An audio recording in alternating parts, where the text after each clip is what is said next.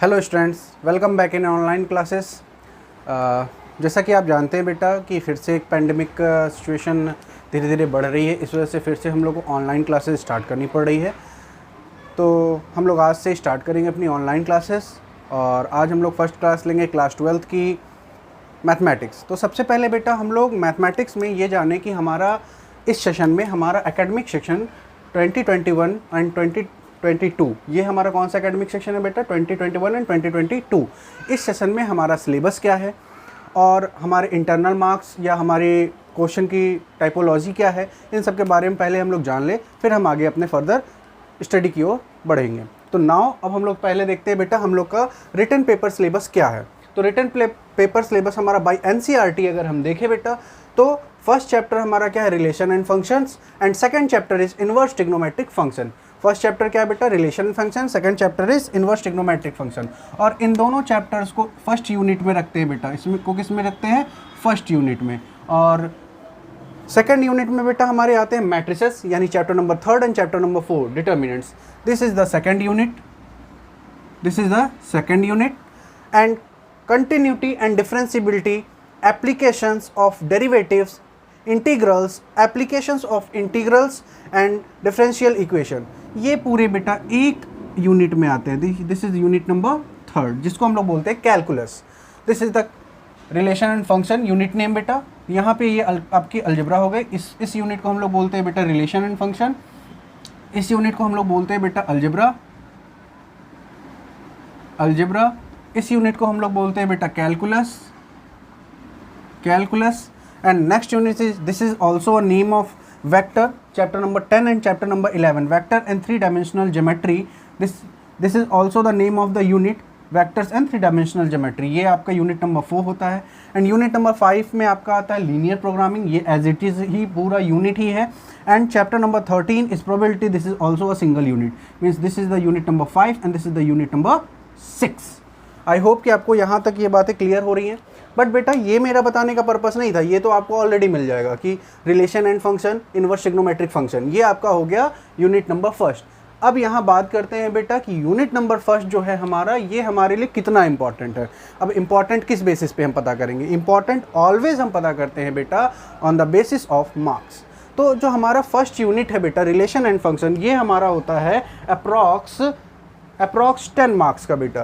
हमारा जो first unit है वो हमारा कितने मार्क्स का है बेटा, अप्रॉक्स 10 मार्क्स का हमारा फर्स्ट यूनिट होता है। 10 मार्क्स का हमारा फर्स्ट यूनिट होगा बेटा।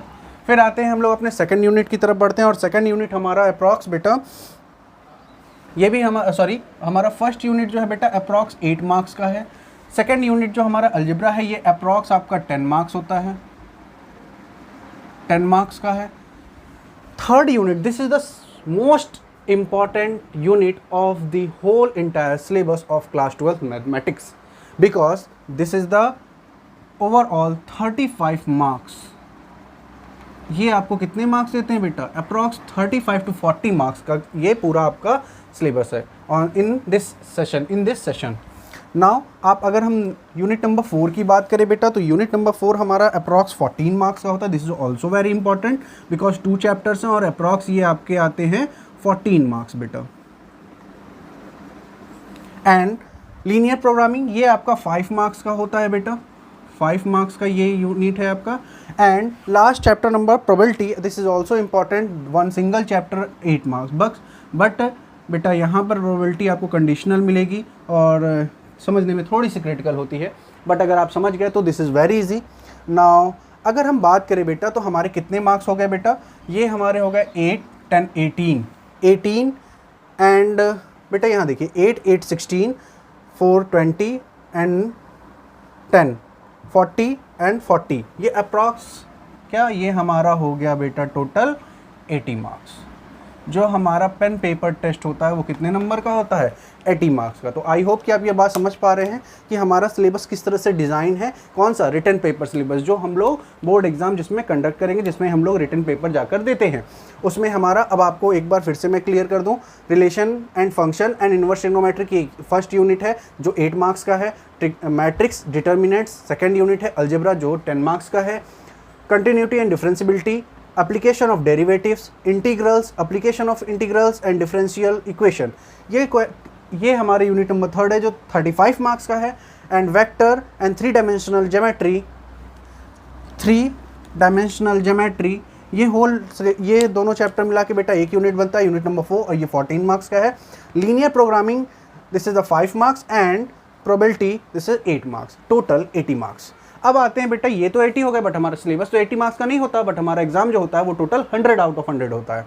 अब आते हैं जो हमारा इंटरनल असेसमेंट, इस पे हम लोग का ध्यान नहीं जाता, हम लोग बातें नहीं करते, बट आपको भी ये जानना जरूरी है कि हमारा इंटरनल असेसमेंट किस बेसिस पे होता है। पहला, एक्टिविटी फाइल, जो आपको throughout the whole year जो आपके सब्जेक्ट टीचर होते हैं जो आपको एक्टिविटी कराते हैं, उसका जो आप रिकॉर्ड कीपिंग करते हैं, उस रिकॉर्ड कीपिंग यानी कि फाइल मेंटेन करते हैं, उस फाइल मेंटेनेंस का आपको मिलता है बेटा टोटल कितने मार्क्स? 5 मार्क्स। अब आते हैं बेटा एक्टिविटी परफॉर्मेंस पे। एक्टिविटी परफॉर्मेंस जो आप करते हैं, यानी कि जब आपका इंटरनल लिया जाता है, जब आपका इंटरनल एग्जाम होता है, उसमें जो आप एक्टिविटी आपको दी जाती है परफॉर्म करने के लिए, उसके होते हैं आपके अप्रॉक्स 3 मार्क्स, और जो वाइवा होता है उसके आपके होते हैं 2 मार्क्स, टोटल 10 मार्क्स। तो ये 10 मार्क्स हो गए, बट अभी ये तो 10 है, अभी हमारे 10 और होने चाहिए। वो 10 किस चीज़ के मिलते हैं बेटा? वो 10 आपको मिलते हैं पेन पेपर टेस्ट के। किसके मिलते हैं बेटा? पेन पेपर टेस्ट के। पेन पेपर टेस्ट के 10 मार्क्स होते हैं। अब ये 10 मार्क्स किस बेसिस पे होते हैं बेटा? इन 10 मार्क्स में आपके throughout the whole year आपके कितने टेस्ट? 3 टेस्ट कंडक्ट कराए जाते हैं, 3 पीरियोडिक टेस्ट कंडक्ट कराए जाते हैं। उसमें से बेस्ट टू आउट ऑफ 3 लिए जाते हैं। पहला PT1 जिसको हम लोग बोलते हैं, PT1, PT2 and PT3। Periodic test 1, periodic test 2, periodic test 3, 3 test आपके कंडक्ट कराए जाते हैं, जो जिसमें से किसी 2 टेस्ट को लेकर जो उसमें का बेस्ट मार्क्स होता है उनका एवरेज करके आउट ऑफ 10 हम लोग निकाल के कितने मार्क्स देते हैं? Total 20 marks. तो आपके ये टोटल 20 मार्क्स, यानी कि दिस 80 एंड 20, टोटल 80 + 20 = 100 मार्क्स जो आपके मार्कशीट पर आते हैं। क्लियर है बेटा? अब आते हैं बात बेटा, एक और छोटी सी चीज़ बता ही देता हूँ, ऐसे आपके जानकारी के लिए होना चाहिए। जैसे PT1, थोड़ा सा हेल्प ले लेता हूँ बेटा। जैसे PT1 का टेंटेटिव डेट जो होता है वो अप्रॉक्स आपका होता है अगस्त से जुलाई के बिटवीन, जुलाई टू अगस्त के बिटवीन होना चाहिए, ठीक है। जो PT2 होता है बेटा वो आपका नवंबर में होगा, एंड जो आपका PT3 होगा ये आपका दिसंबर टू जनवरी के बिटवीन होगा, दिसंबर से जनवरी के बिटवीन। बट इसमें फ्लेक्सिबिलिटी बोर्ड ने दे रखी है इन केस ऑफ अगर स्कूल किसी रीज़न से क्लोज होता है तो उस केस में ये थोड़े से टेंटेटिव डेट्स हैं, इनको थोड़ा सा आगे पीछे शिफ्ट किया जा सकता है। But this is the whole procedure कि 80 मार्क्स का पेपर आपका इस तरह से डिज़ाइन होगा और 20 मार्क्स का पेपर आपका इस तरह से डिज़ाइन होगा, और इसी बेसिस पे आपको मार्क्स दिए जाएंगे। अब मैंने एक चीज़ और लिख रखी है बेटा, टाइपोलॉजी ऑफ द क्वेश्चन। ये भी जानना बहुत इंपॉर्टेंट है कि हमारी टाइपोलॉजी क्या है, हमको किस टाइप से क्वेश्चन दिए जाते हैं। अगर हम टाइपोलॉजी ऑफ द क्वेश्चन की बात करें बेटा, तो इसमें 3 पार्ट में क्वेश्चन पेपर को, यानी दिस रिटन पेपर को 3 पार्ट में मेनली डिवाइड किया जाता है। Remembering, understanding, this is the part 1, और इस पार्ट 1 के बेस पे आपको टोटल 44 मार्क्स दिए जाते हैं। यानी कि आपके इस 80 मार्क्स के पेपर में 44 मार्क्स अप्रॉक्स इस बेसिस पे होंगे, किस पे? रिमेंबरिंग और अंडरस्टैंडिंग। सेकंड पॉइंट होता है आपका अप्लाइंग बेसिस पे आपको मिलता है बेटा 20 मार्क्स। आपका इस क्वेश्चन पेपर में 20 मार्क्स का अप्लाइंग होगा, अप्लाइंग क्वेश्चन होंगे, यानी कि आपको डायरेक्ट अप्लाई करना आना चाहिए। जो भी चीज़ें हैं जैसे फॉर्मूलाज है या भी जो भी कॉन्सेप्ट है उनको डायरेक्ट अप्लाई करके होगा। एंड जो आपका नेक्स्ट है एनालाइजिंग, इवेल्युएटिंग एंड क्रिएटिंग, इसके बेस पे आपको मिलते हैं 16 मार्क्स। तो टोटल आपके पेपर कितने मार्क्स से हो गए बेटा? 16 and 40, 50, 60, 70, 80। तो आपका जो ये पेपर डिज़ाइन होता है, 80 मार्क्स का पेपर जो ये आपका डिज़ाइन होता है, उसकी टाइपोलॉजी ये होती है बेटा। उसमें आपका रिमेंबरिंग होता है और अंडरस्टैंडिंग 44 मार्क्स का, अप्लाइंग जो होता है 20 मार्क्स का, analysing, evaluating and creating 16 marks, total 80 marks के होते हैं। एंड इसका अगर हम परसेंटेज बेसिस पे बात करें तो लगभग 55% ये होता है। ये आपका 20-25% होता है अप्रॉक्स। रिटन पेपर की बात करें परसेंटेज बेसिस पे वेटेज देख ले अगर, और ये अप्रॉक्स 20% होता है, यानी टोटल 100%, यानी जो आपका 80 मार्क्स का पेपर है वो इस परसेंटेज पे डिवाइड होता है, जिसमें 55% आपका किसका होता है, रिमेंबरिंग और अंडरस्टैंडिंग का, 25% किसका होता है, अप्लाइंग का, एंड 20% किसका होता है बेटा, एनालाइजिंग, इवेलुएटिंग एंड क्रिएटिंग। तो आई होप कि आपको सबसे पहले आपको अपना सिलेबस पूरी तरह से क्लियर हुआ होगा कि किस बेसिस पे हमारा सिलेबस डिज़ाइन होता है, किस बेसिस पे हमारा पेपर कंडक्ट होता है, किस बेसिस पे हमको पढ़ाई करनी है और क्या क्या चीज़ें हमको अपने माइंड में रखनी है सिलेबस को स्टार्ट करने से पहले। तो आई होप कि ये सारी बातें क्लियर हो रही हैं। नाउ अब हम लोग बेटा थोड़ा सा रिकैप कर लेते हैं। आज हम लोग स्टार्ट नहीं करते पूरी चीज़ों को, बट फर्स्ट चैप्टर से ही स्टार्ट करेंगे, and first chapter is relation and function. आप बेटा चाहें तो इन सारी चीज़ों को नोट डाउन भी कर सकते हैं, अदरवाइज़ आप CBSE की साइट पे जाकर cbse.nic.in पे जाकर अपना सर्कुलर भी डाउनलोड करके इन चीज़ों को प्रॉपर वे में पढ़ सकते हैं, क्योंकि बेटा किसी भी सब्जेक्ट को पढ़ने से पहले उसकी डिटेल्स जानना बहुत ज़रूरी है कि आप क्या पढ़ रहे हैं, क्यों पढ़ रहे हैं और किस लिए पढ़ रहे हैं और किस बेसिस पे आपको जज किया जाएगा, यानी किस बेसिस पे आपको इवेलुएट किया जाएगा। चैप्टर नेम बेटा, chapter number first, and the name of the chapter is relation and function. आज केवल बेटा इसका हम लोग जनरल इंट्रोडक्शन देखेंगे, इंट्रोडक्शन एंड रिवीजन, बिकॉज जहाँ तक मुझे याद आ रहा है क्लास 11th में भी आपने रिलेशन एंड फंक्शन चैप्टर पढ़ रखा है। वहाँ पर चैप्टर नंबर 2 है आपका relation and function, chapter number 1 आपका क्या है, सेट्स। तो अगर हम बात करें बेटा रिलेशन एंड फंक्शन की, तो सबसे पहले बात करते हैं रिलेशन की। बेटा रिलेशन एक्चुअली में रिलेशन क्या होता है, मैं यहाँ मैं डीपली नहीं जाने वाला, मैं यहाँ पर बहुत छोटे से बहुत जल्दी ही इसको आपको ब्रीफ में क्लियर करता हूँ। जैसे रिलेशन होता क्या है, जैसे हमारा और आपका रिलेशन, आपका आपके पापा से रिलेशन, आपका आपकी मम्मी से रिलेशन, आपका आपके भाई से रिलेशन, जैसा वहाँ आप रिलेशन को कंसीडर करते हैं वैसे ही मैथ्स में भी हम लोग रिलेशन बनाते हैं। मैथ्स में हम लोग किसके साथ, नंबर्स के साथ, डिजिट्स के साथ, न्यूमेरिकल्स के साथ हम लोग एक रिलेशन फॉर्म करते हैं।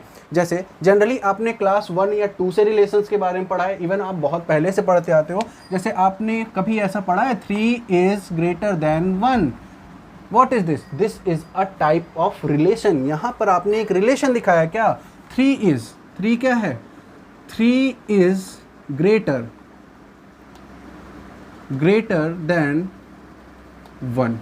इस केस में बेटा आपने एक रिलेशन बनाया क्या, इस 3 क्या है, ग्रेटर देन है किससे, 1 से। तो यहाँ पे रिलेशन क्या है, 3 is related to 1 by what, यहाँ पे रिलेशन क्या है, ग्रेटर देन का।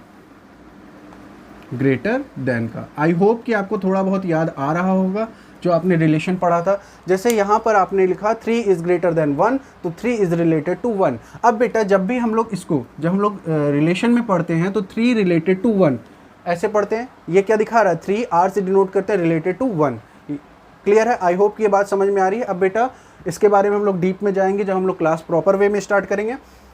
पहली बात तो ये हो गई, ये हम अभी अब चल रहे हैं क्लास 11th की केवल बात कर रहे हैं। ये आपने पढ़ा, वहाँ आपने empty set, universal set, other बहुत सारी चीज़ें पढ़ रखी हैं। उससे पहले आपको ऑर्डर्ड पेयर और कार्टेशियन प्रोडक्ट, मैं आपको थोड़ा सा रिवाइज करा दूँ ऑर्डर्ड पेयर और कार्टेशियन प्रोडक्ट क्या होता है। सबसे पहले बात करते हैं ऑर्डर्ड पेयर की। ऑर्डर्ड पेयर, ये ऑर्डर्ड पेयर क्या होता है बेटा, एनीवन, कोई गेस है?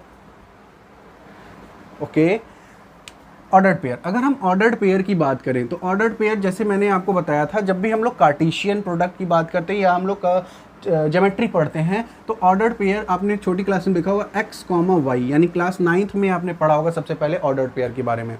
x, y का जो फॉर्मेशन होता है उसको हम लोग बोलते हैं ऑर्डर्ड पेयर में चल रहा है। वेयर, अगर हम लोग इसको बात करें वेयर अगर हम लोग सेट के फॉर्म में बात करें तो a बिलोंग्स टू x हो और b बिलोंग्स टू y हो, ठीक है। तो ये जो फॉर्मेशन बनता है हमारा, दिस इज कॉल्ड, और यहाँ पर मान लो कोई भी किसी भी सेंस में x रिलेटेड टू y है, ठीक है, x रिलेटेड टू y है, तो इस सेंस में अगर हम बात करें तो ये क्या हो गया, this formation x, y, this formation is called ordered pair. I hope कि थोड़ी थोड़ी बातें समझ में आ रही है, याद आ रही होंगी, क्लास 11 में आपने पढ़ा है। इन केस अगर आपको याद नहीं आ रहा तो वीडियो के डिस्क्रिप्शन में मैं लिंक डाल दूंगा, जहां पर आपको रिलेशन की क्लास 11 की वीडियोस, पुरानी ओल्ड वीडियोस मिल जाएंगी, उसको देखकर आप अपने टॉपिक को क्लियर कर सकते हैं। तो थोड़ा सा आगे बढ़ते हैं। अब आते हैं बेटा ऑर्डर्ड पेयर तो ठीक है, but what is the Cartesian product.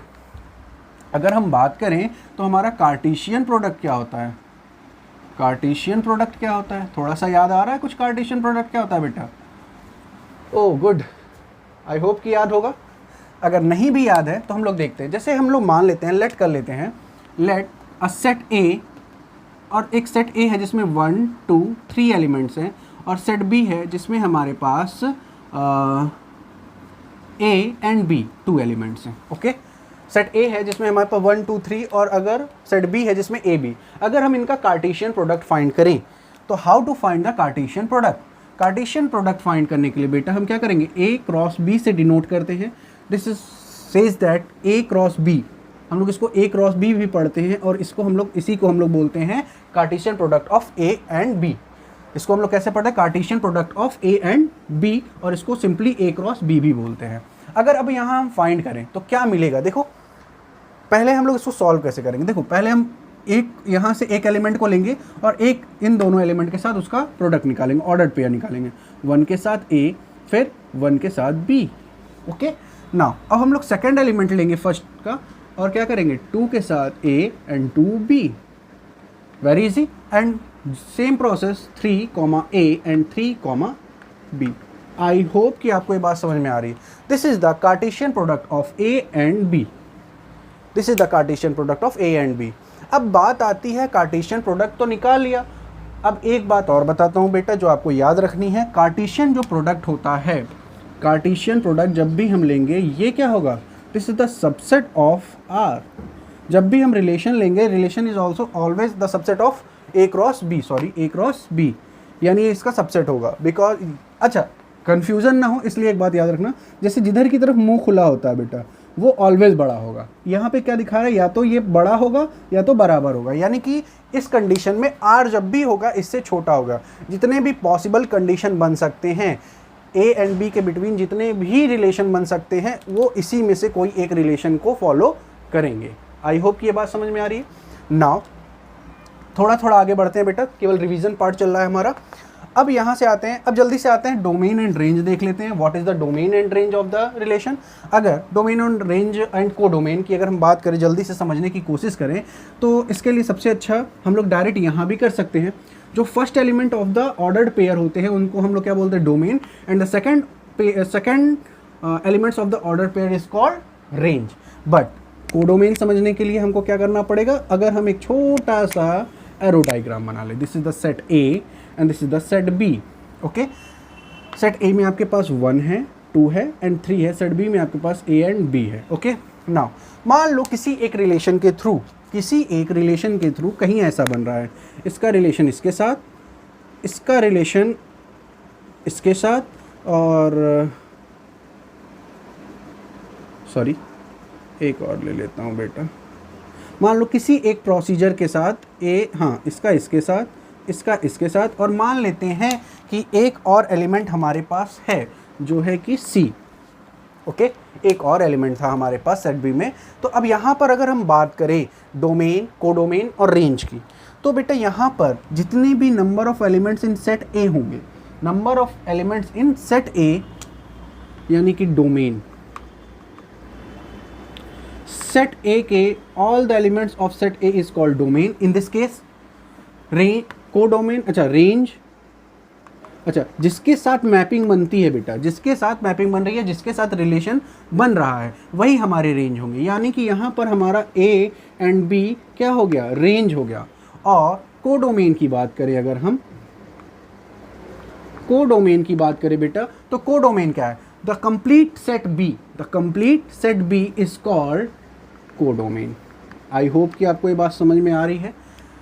यहाँ तक आपको बातें बिल्कुल पूरी तरह से क्लियर हो रही होंगी कि what is the domain of the relation, what is the range of the relation, what is the codomain of the relation.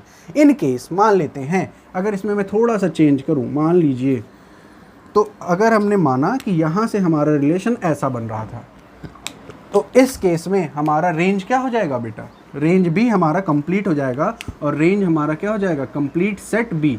और ये पॉसिबल है इफ़, ये हमारा कब पॉसिबल है बेटा कि रेंज और हमारा कोडोमेन एक सेम हो सकता है, व्हेन जब all the elements of set B form a image, जब उस जब हमारे सेट बी के सारे एलिमेंट्स क्या हो जाएं, इमेज बन जाए, उस केस में हमारा क्या हो जाएगा, रेंज हमारा कोडोमेन के इक्वल हो जाएगा। आई होप कि आपको ये बात समझ में आ रही है। कंफ्यूज नहीं होना है बेटा, केवल इसको क्लियर करना है। अब मैं बहुत ज़्यादा डीप में नहीं जाता, बहुत ज़्यादा रिवीजन प्रोसेस में नहीं घुसता, क्योंकि वो पूरी तरह से पूरा चैप्टर ही हो जाएगा। अब आते हैं बेटा यहाँ पर हम लोग फंक्शन की थोड़ी सी बात करते हैं। What is the function? Function is the special type of a relation, और उसकी स्पेशलिटी क्या होती है कि वो यूनिक इमेज ड्रॉ करता है। क्या करता है बेटा? एक यूनिक इमेज ड्रॉ करता है। उसकी कभी भी डबल इमेज ड्रॉ नहीं होगी, एक सिंगल एलिमेंट से की डबल इमेज नहीं फॉर्म होगी। तो आई होप कि उसके बारे में हम लोग नेक्स्ट क्लास में बात करेंगे, प्रॉपर वे में बात करेंगे, देखेंगे कि व्हाट इज़ द रिलेशन। अच्छा, थोड़ा सा इंट्रोडक्शन है तो मैं इंट्रोडक्शन भी बता दे रहा हूँ। नेक्स्ट चैप्टर जो हमारा रिलेशन फंक्शन है, जो क्लास 12 का है, this is the revision part. तो इसको आप एक बार प्रॉपर वे में रिवाइज करेंगे, और इससे रिलेटेड मैं एक वर्कशीट असाइन करूँगा जो आपको करना पड़ेगा। हाँ, इस चैप्टर से रिलेटेड, क्लास 11 से रिलेटेड मैं एक वर्कशीट भी आपको असाइन कर दूंगा रिलेशन फंक्शन का, जिससे कि आपका प्रॉपर रिवीजन हो जाए। और नेक्स्ट चैप्टर में जो हम लोग रिलेशन की बात करेंगे, तो वहाँ मेनली हमारा फोकस होगा टाइप ऑफ द रिलेशन, जहाँ पे हम लोग टाइप ऑफ द रिलेशन की बात करेंगे। तो मिलते हैं बेटा नेक्स्ट वीडियो में। Okay, thank you class.